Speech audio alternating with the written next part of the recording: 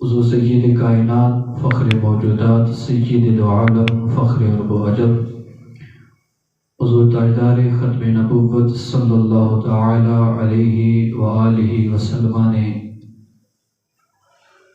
ارشاد فرمایا کہ من رعانی فقد رعا الحق، کہ جس نے میری زیارت کی فقد رعا الحق، تو حقیقت ہے تحقیق اس نے حق کی زیارت کی۔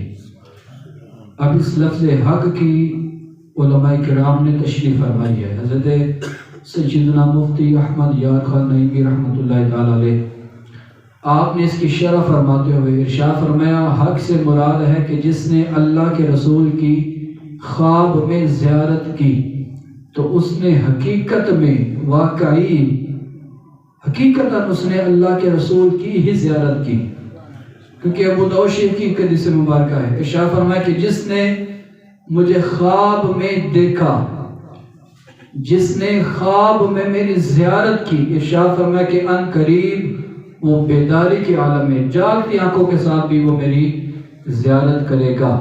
اور آگے ارشاد فرمایا کہ کیونکہ شیطان میری مثل صورت نہیں اپنا سکتا، شیطان میری مثل صورت نہیں اپنا سکتا۔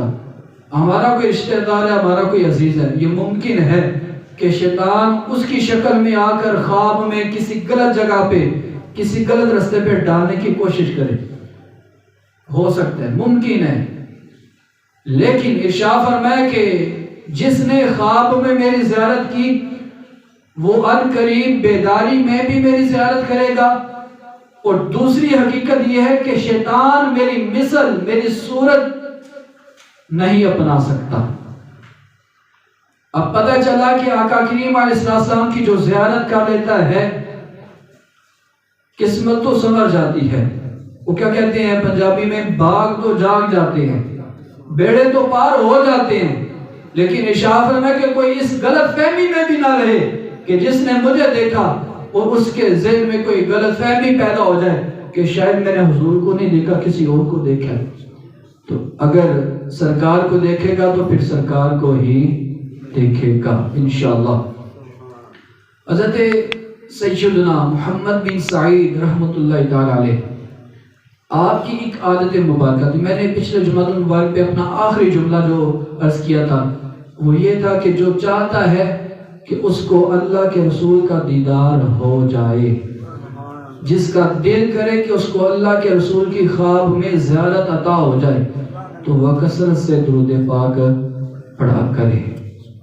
حضرت محمد بن سعید رحمۃ اللہ تعالی علیہ، آپ کا واقعہ عرض کر رہا ہوں۔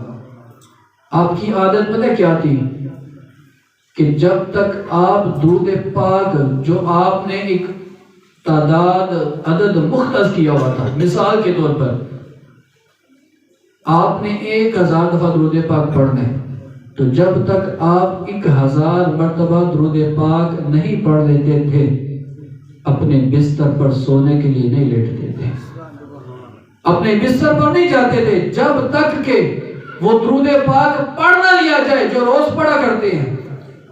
ایک رات درود پاک پڑھا، اپنے بستر پر آ کے لیٹے تو مدینے کے تاجدار نے کرم فرمایا، آمینہ کے لال نے کرم فرمایا، قسمت جگائی، خواب میں تشریف لائے اور ارشاد فرمایا کہ محمد بن سعید، جس منہ کے ساتھ مجھ پر درود پاک پڑھتے ہو، جس منہ کے ساتھ مجھ پر درود پاک پڑھتے ہو، وہ منہ ذرا میرے قریب کرو، میں اس کا بوسہ لینا چاہتا ہوں۔ کیسی سعادت والی بات ہے، کیسی خوش نصیبی ہے۔